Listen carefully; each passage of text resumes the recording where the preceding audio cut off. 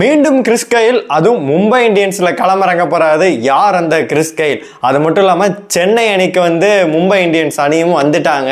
புதிய கேப்டனை நம்ம மும்பை டீம் மொதல் போட்டிக்காக அறிவிச்சிருக்காங்க. அதிரடியாக இருக்க போது ஃபர்ஸ்ட் போட்டியில் மும்பையில் யாரெல்லாம் இறங்க போகிறாங்க அப்படின்ற எல்லா அப்டேட்டையுமே நம்ம ஃபுல்லாகவே பார்த்துடலாம். அந்த ஃபஸ்ட்டு சூப்பரான அப்டேட் என்ன அப்படின்னு கேட்டிங்கன்னா, சென்னையில் எப்படி விளையாட போகிறாங்க அப்படின்னு சொல்லிட்டு எல்லாருக்கும் ஒரு எக்ஸைட்மெண்ட் இருந்துக்கிட்டே இருக்குது. ரெண்டு சைடும் பார்த்தீங்கன்னா செம்மையாக இருக்குது. பவர் பிளேலாம் சூப்பராகவே போட போகிறாங்க. அவ்வளோ ஒரு பிளேயர்ஸ் எல்லாம் ரெடி பண்ணி வச்சுருக்காங்க அப்படின்னே சொல்லலாம். நம்ம எல்லாத்தையுமே பார்த்தீங்கன்னா ஃபுல்லாகவே பார்த்துடலாம். ஹாய் மக்களே, நான் உங்கள் ஷியாம். அது என்னப்பா கிறிஸ் கெயில் தான் எப்போயோ போயிட்டாருப்பா, திரும்பி யார் அப்படின்னு சொல்லிட்டு நீங்கள் நல்லாவே கேட்கலாம்.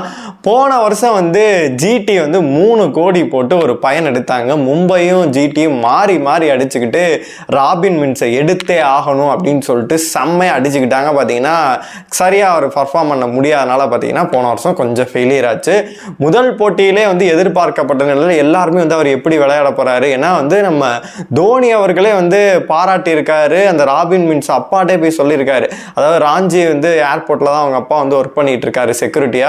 உங்கள் பையனை யாருமே எடுக்காட்டி கூட நான் சென்னை சூப்பர் கிங்ஸ்காண்டி எடுத்திருப்பேன் அப்படின்ற மாதிரி ரொம்ப புலகாங்கியதப்பட்டு கூட பேசியிருக்காரு.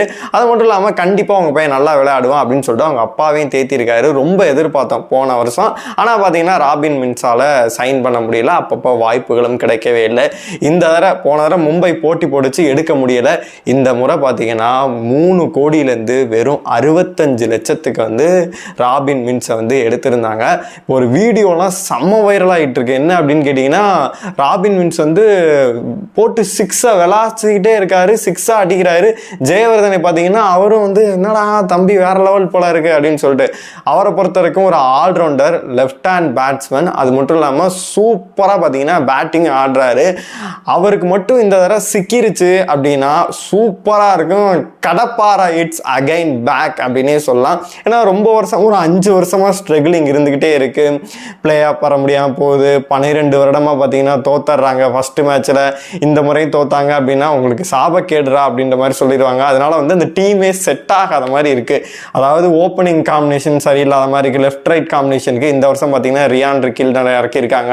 அது மட்டும் இல்லாமல் ராபின் வின்ஸை நம்பி இந்த தடவை வாங்கியிருக்காங்க. 65 லட்சத்துக்கு நம்பி வாங்கியிருக்காங்க. ஒன் ஃபேமிலி அப்படின்னு சொல்லிட்டு தினேஷ் கார்த்திக் கூட சொல்லியிருந்தாரு. அதாவது சின்ன ஒரு ஃப்ளைட் டிக்கெட் போட்டு விடுறது பார்த்தீங்கன்னா ஃபேமிலியாக மும்பை இந்தியன்ஸ் பார்ப்பாங்க. என்ன செலவுனாலும் பார்த்தீங்கன்னா தயங்காமல் அவங்க பண்ணுவாங்க. அதனால தான் இதை ஒன் ஃபேமிலி அப்படின்ற மாதிரி சொல்கிறாங்க. அதனால் கண்டிப்பாக சின்ன சின்ன வீரர்கள்லாம் தேத்தி இந்திய அணிக்கு அவங்க கொடுக்கறதுல ரொம்ப எக்ஸ்பர்ட் அப்படின்னே சொல்லலாம். ஏன்னா பூம்ரால ஆரம்பித்து ஹர்திக் பாண்டியா, குணால் பாண்டியா, அப்புறம் திலக் வர்மா, இந்த மாதிரி நிறைய பிளேயர்ஸை இந்திய டீமுக்காக கொடுத்துருக்காங்க. ஆனால் இந்த தடவை ராஞ்சியின் கிறிஸ் கெயில் என்று அழைக்கப்படும் ராபின் வின்ஸுக்கு கண்டிப்பாக வாய்ப்புகள் எக்கச்சக்கமாக கொடுக்கப்படும். அவருக்கு பட்டுச்சு அப்படின்னா அவ்வளோதான், க்ளோஸ் அப்படின்னே சொல்லலாம். ஏற்கனவே பார்த்தீங்கன்னா கடப்பாரா லைனப்பாக தான் இருக்குது. ஏன்னா டெத் ஓவர்லையும் பவர் பிளேலையும் போடுறதுக்காக நம்ம தீபக் சஹாரையும் ட்ரெண்ட் போல்டையும் எடுத்து வச்சுருக்காங்க.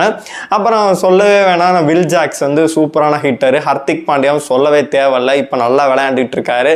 அந்த மாதிரி சூப்பரான பிளேயர்ஸ்லாம் எடுத்து வச்சுருக்காங்க. யாருக்காச்சும் ஒரு 3 பிளேயருக்கு கீ பிளேயருக்கு கிளிக் ஆச்சு அப்படின்னா சொல்லவே தேவையில்ல, கடப்பா ரைட்ஸ் அகைன் அப்படின்னே சொல்லலாம்.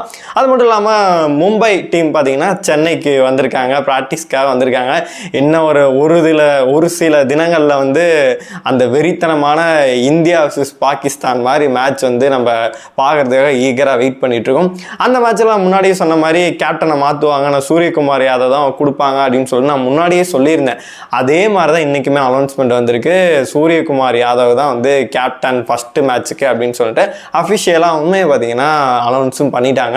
அந்த பிளேயிங் லெவன் மும்பை யார் கொடுப்பாங்க அப்படின்ற ஒரு விஷயம் போயிட்டு இருக்கு. ஓப்பனிங்கை பொறுத்தளவு ரோஹித் சர்மாவும் ரியான் ரிக்கில்டன் அப்படின்னு நினைக்கிறேன். அவர் தான் சவுத் ஆப்பிரிக்கா பிளேயரு. இப்போ கூட சதம் கூட போட்டிருந்தாரு. Left right combination Ishan Kishan, Rohit Sharma, அப்புறமேட்டு Rohit Sharma, Quinton de Kock, இவருக்கு சூப்பராகவே எடுத்துச்சு. போன தடவை இசான் கிஷனால் சரியாக பர்ஃபார்ம் பண்ண முடியல. அதனால இந்த கண்டிப்பாக அந்த பிரச்சனை முடிஞ்சு அப்படின்னு சொல்லிடலாம். ஒன் டவுனை பொறுத்த வரைக்கும் ஆப்ஷன் நிறையவே இருக்கு. அதாவது சூரியகுமார் யாதவ் இருக்கு, திலக் திலக் வர்மா இருக்காப்ல, இந்த மாதிரி வந்து எக்கச்சக்க ஆப்ஷன் இருக்குது. அதனால் வந்து பிரச்சனையே கிடையாது. 1 and 2 டவுனுக்கு பார்த்தீங்கன்னா அழகாவே இவங்க எல்லாத்தையுமே இறக்கலாம் அப்படின்னு சொல்லிட்டு பிளான் பண்ணுவாங்க. அப்புறம் வில் ஜாக்ஸ் வந்து ஹிட்டராக வந்து இருக்கணும் அப்படின்னு சொல்லிட்டு அவர் பிளான் பண்ணி வச்சுருப்பாங்க. ஏன்னா கிளைமேக்ஸில் யாராச்சும் முடிச்சு கொடுக்கணும் அப்படின்னு சொல்லிட்டு நம்ம ரமன்தீப் பார்த்தீங்கன்னா போன தடவை வந்து 10 பால்ல 30 அடித்தார். ஆனால் அவருமே ஒரு ஹிட்டராக இருப்பார். ஃபஸ்ட்டு மேட்ச்சில் வந்து ஹர்திக் பாண்டியாவும் நம்ம பூம்ரா வந்து இந்த சீசன் ஃபுல்லாக இருக்க மாட்டார் அப்படின்ற ஒரு விஷயம் தான் போயிட்டுருக்கு. அதனால் வந்து ஹர்திக் பாண்டியா இல்லாதனால வந்து ஓரளவு செட் பண்ணி மேக்ஸில் ஒரு ஹிட்டர்ஸ் வேணும் அப்படின்னு சொல்லிட்டு வில் ஜாக்ஸ் வந்து இந்த ஆர்சிபிட்டேருந்து பிடிக்கிட்டு வந்து வச்சுருக்காங்க. அவங்களுக்கு என்ன பாவத்தை அப்படின்னு தெரில, டிம் டேவிட் எடுத்திருக்காங்க. அவர் ஸ்பின்னுக்கு ரொம்ப வீக்காக இருக்கிறனால தான் அங்கிட்டு தள்ளி விட்டாங்க. அதில் வில் ஜாக்ஸ் வந்து சூப்பராக பார்த்தீங்கன்னா ஸ்பின்னும் போடுவார், ஃபினிஷிங்கும் பண்ணி கொடுப்பாரு அப்படின்ற மாதிரி சொல்கிறோம். அது மட்டும் இல்லாமல் இவர் இருக்கார், கரண் சர்மா இருக்கார். அவரால் முடிஞ்ச அளவு விக்கெட் எடுத்தால் மட்டுமே போதுமானது. அப்புறம் சாட்னர் சொல்லவே தேவையில்லை, ஸ்பின்னும் சூப்பராக போடுவார். அதுவும் இல்லாமல் நியூசிலாந்து கேப்டன் வேற ஃபைனல் வரைக்கும் வந்து சாம்பியன்ஸ் ட்ராஃபியெல்லாம் போயிருக்காரு. அதனால் அவரை நம்பி எடுத்திருக்காங்க. ஏன்னா சென்னை சூப்பர் கிங்ஸில் வெளியிலேயே அவரை உட்கார வச்சு விரட்டி விட்டாங்க. அதனால் இங்கே வந்து கண்டிப்பாக நிறைய வாய்ப்புகள் அவருக்கு கிடைக்கும் அப்படின்னு தான் சொன்னோம். ஓவராலாக பிளேயிங் லெவனை பார்க்கும்போதே நம்ம மும்பை இந்தியன்ஸ் தரமாக இருக்க மாதிரி தான் தெரியுது. அப்படியே சென்னை சைடு போனோம் அப்படின்னா எக்கச்சக்க ஆப்ஷன் இருக்குது. அதை பற்றி நான் ஒரு வீடியோவே போட்டிருக்கேன். யாரங்க உள்ள கூப்பிட்டு வருவீங்க, இருக்கிறவங்க ஃபுல்லாக ஆல்ரவுண்டராக இருக்காங்க.